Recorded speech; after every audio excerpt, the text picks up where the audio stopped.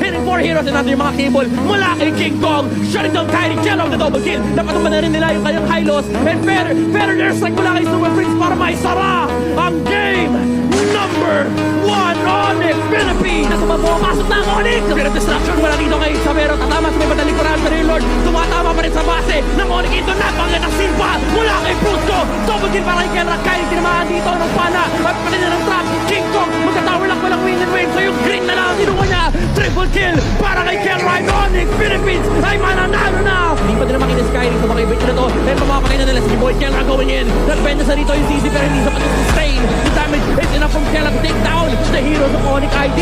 Hindi nila kaya, walang damage, hindi malapat, hindi malapot. Nandun pa si Kenra kung may batang unahan. Maniac for Kenra. Ito na ang daily kota.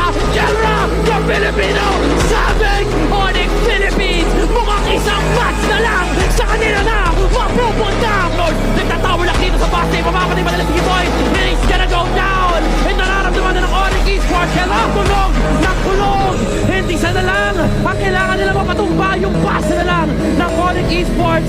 And ang kulong, ang tunog ng kulong ang nararamdaman ng natatama ng pagbagsak ng Sky Kings sa kalangitan. Ang pamilya ng Onyx Philippines ang kampiyon ng Snapdragon Season 6.